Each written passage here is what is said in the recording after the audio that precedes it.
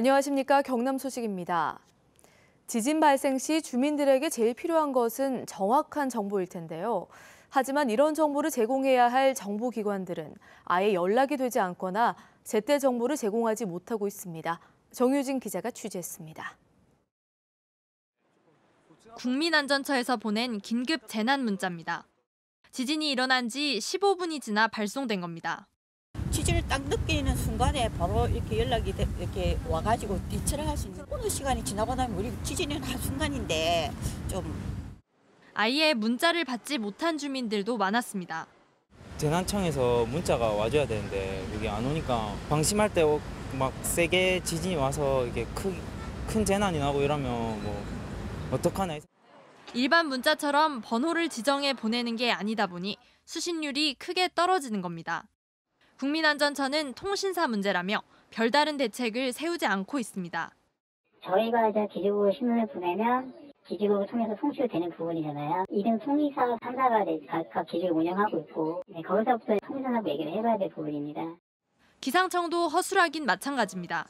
진앙에서 떨어진 거리에 따라 실제 느끼는 지진의 세기인 진도는 지진 발생 12시간이 지나서야 공식 발표됐습니다.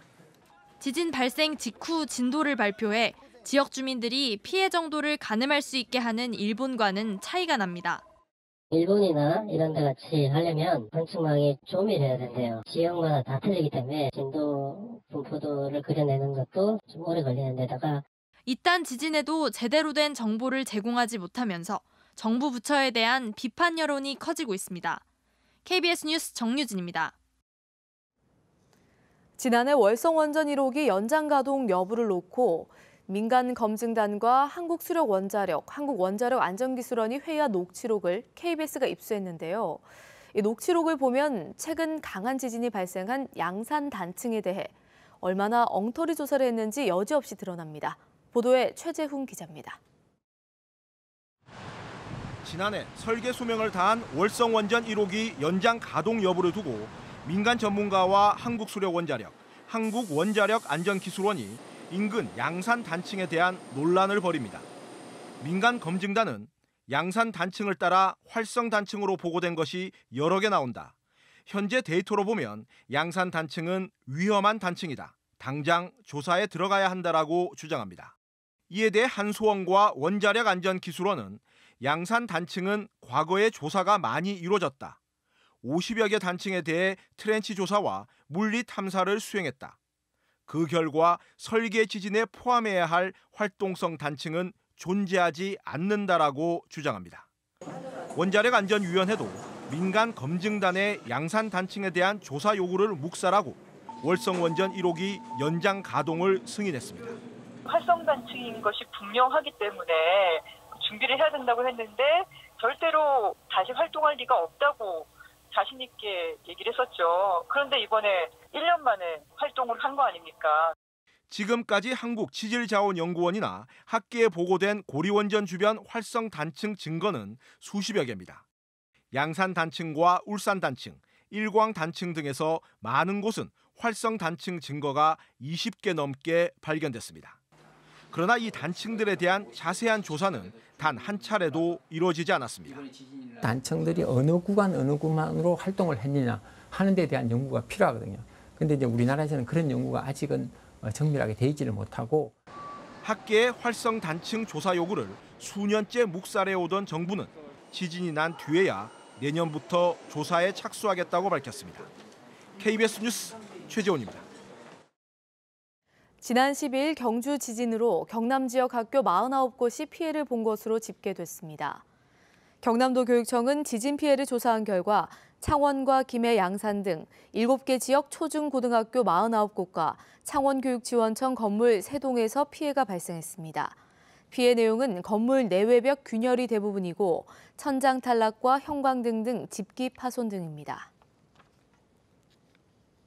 경상남도가 불합리한 조례를 오는 연말까지 모두 정비하기로 했습니다. 정비 대상 조례는 법령에 근거가 없는 규제가 들어있거나 개정사항을 반영하지 않은 자치법규 77건입니다. 경상남도는 법무담당관실과 담당 부서의 안건별 검토회의를 거쳐 다음 달 입법 예고하고 오는 11월까지 도의회에 정비된 조례안을 제출할 계획입니다. 정부가 사실상 포기한 경남과 부산의 식수원댐 건설을 경상남도가 다시 추진하면서 논란이 일고 있습니다. 댐 건설은 지방자치단체가 추진하기 어려운 데다 현실적으로 불가능하다는 지적이 많아 경상남도의 밀어붙이기식 행정이 아니냐는 비판마저 제기되고 있습니다. 김현수 기자의 보도입니다. 경상남도는 지난 9일 식수댐 건설 등을 통해 1급수 물을 단계적으로 경남과 부산에 공급하겠다는 계획을 밝혔습니다. 1단계로 하천댐 등에서 70만 톤을 창원과 김해 등 경남 4개 시군에 공급하고 2단계로 지리산 문정댐과 소규모 댐을 건설해 부산과 울산에 107만 톤을 공급한다는 겁니다. 대신 낙동강은 식수원으로 포기하기로 했습니다. 도내 전체 인구의 55%가 넘는 도민들이 낙동강 지수원수를 식수로 사용하고 있는 실정입니다. 하지만 경상남도의 이 같은 계획은 정부까지도 사실상 포기한 사업들입니다. 국토교통부는 지난 2013년 경제성이 떨어진다며 지리산 문정댐을 용수 공급이 아닌 홍수 조절 전용댐으로 전환하기로 공식 밝혔습니다. 지역 주민이 반대하면 이마저도 추진하지 않겠다는 입장입니다. 또 합천댐을 식수용으로 사용하는 계획도 정부 물이용조사단이 백지화한 상태입니다. 댐 건설 권한이 없는 경상남도가 예산 확보 방안 등에 대해 정부, 한국수자원공사와 사전 협의 없이 발표한 것도 문제입니다. 많은 반대에 부딪혔던 이 식수 문제 사안을 정말로 홍준표 도정이 밀어붙이기식 막가바식 도정의 형태를 계속 보여주고 있다라고. 정부가 포기한 식수댐 정책을 홍준표 경남지사가 정치자금법 1심 유죄 선고 이후 갑작스럽게 발표한 점도 의혹의 시선을 받고 있습니다. KBS 뉴스 김현수입니다. 외상 거래를 미끼로 물건만 받아 가로채는 유통거래 사기가 끊이지 않고 있습니다. 편의점이나 동네 마트 등 소규모 유통업체들이 표적이 되고 있습니다. 각별한 주의가 필요합니다. 김소영 기자의 보도입니다. 모자를 쓴 남성이 편의점 종업원에게 살 물건을 이야기하자 종업원이 받아 적습니다. 잠시 뒤 종업원이 보관함 속에 있던 담배들을 보루째 꺼냅니다. 42살 조모 씨는 편의점을 돌며 외상 거래를 하는 것처럼 속이고 물품만 받아 챙기는 수법으로 지난 5년 동안 천여만 원을 가로챘습니다. 맥주를 꼭 사게 해주십시오. 부탁합니다. 그거 강조하고 현금을 준다면서 자기 집 사람을 보낼까요? 또 이런 말도 하고. 피의자 조 씨는 이렇게 가로챈 물품을 또 다른 상점으로 가 되파는 수법으로 돈을 마련했습니다.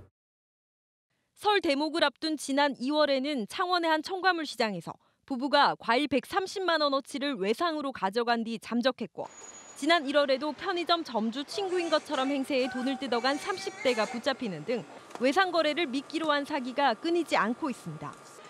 종업원만 있는 편의점이나 동네 마트, 전통시장 등 소규모 유통업체가 표적입니다. 즉시 돈을 입금해 줄 것처럼 피해자들을 안심시키는 것도 특징입니다. 피해 편의점 인근에 있는 영사 직원이라거나 아파트 관리과장이라거나 하는 등 가까이 있는 상호에 대해서는 서로 신뢰를 갖고 있기 때문에 믿음이 쉽게 갈 수가 있습니다. 경찰은 조 씨를 사기 혐의로 구속하는 한편 여죄를 집중 추궁하고 있습니다. KBS 뉴스 김소영입니다.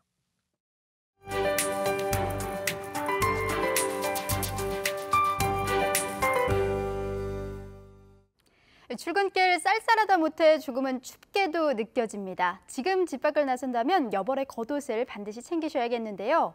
창원의 아침 기온 15도, 의령의 경우 10도까지 뚝 떨어졌습니다.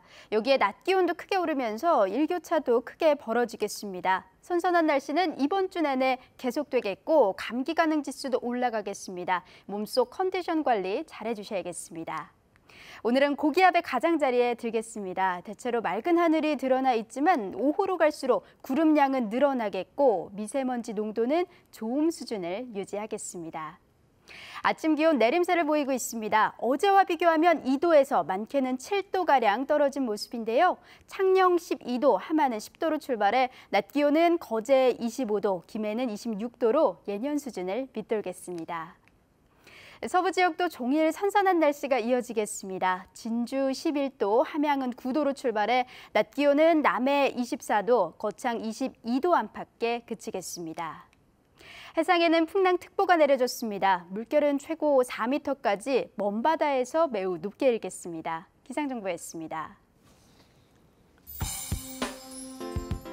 거창의 대표 축제를 하나로 모은 한마당 대축제가 내일 개막돼 나흘 동안 열립니다. 밀양시는 11월 말까지 매주 토요일 한옥과 밀양향교를 활용한 한옥체험 프로그램을 운영합니다. 함안군 산인면 운곡리에서 칠서면 회산리 간 사고 위험이 높은 이른바 도둑곡의 선형 개선이 시작됐습니다. 고성읍 남산공원 산책로에 3만 송이의 꽃무릇이 만개해 장관을 이루고 있습니다. 국립경상대학교와 진주혁신도시 이전기관인 한국시설안전공단이 지역사회 발전을 위한 상호교류 협약을 체결했습니다. 이 협약에 따라 두 기관은 우수인재 양성과 지역사회 발전, 공단 직원과 가족에 대한 대학 지원 프로그램, 학생 실습, 봉사활동, 졸업생 취업 등 각 분야에서 긴밀히 협력해 나갈 방침입니다. 경상대는 진주혁신도시 이전 공공기관 11곳 가운데 모두 10곳과 업무 협약을 체결했습니다. 청소년 진로체험 박람회 2016 드림 락서가 어제 진주체육관에서 열렸습니다.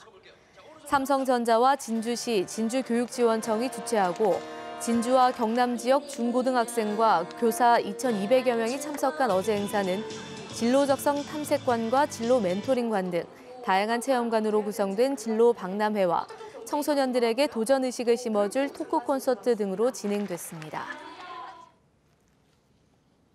의령군이 미국 로스앤젤레스에서 열리는 한인축제에 의병제전 행진을 선보일 예정입니다. 의령군은 내일부터 미국 로스앤젤레스 한인타운 거리에서 열리는 한인축제에 초청받아 동포들과 함께 나라 사랑 정신을 되새기는 의미로 의병제전 행진을 연출한다고 밝혔습니다. 이와 함께 의령 초청 한과와 의령 흑마늘 등 농특산물 판촉 행사에도 참가할 예정입니다. 추석 연휴 집중호우로 빗길 교통사고가 나는 등 통영 지역의 각종 사건 사고가 발생해 80여 명이 응급 이송된 것으로 나타났습니다. 통영소방서는 지난 17일 대전 통영 간 고속도로에서 일가족이 탄 차가 빗길에 미끄러지는 사고로 부상자 4명을 이송하는 등 추석 연휴 닷새 동안 모두 189건을 출동해 응급 환자 86명을 병원으로 이송했다고 밝혔습니다.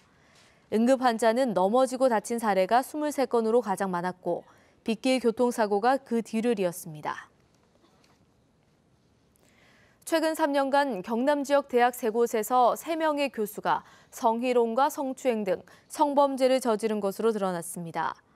국회 교육문화위 박경미 의원이 교육부로부터 제출받은 국정감사 자료를 보면 최근 3년 동안 전국 38개 대학에서 47명의 교수가 성범죄로 징계를 받은 것으로 나타났습니다. 경남에서는 3개 대학 3명의 교수가 징계를 받아 1명은 파면으로 교단을 떠났고 2명은 재직 중인 것으로 나타났습니다.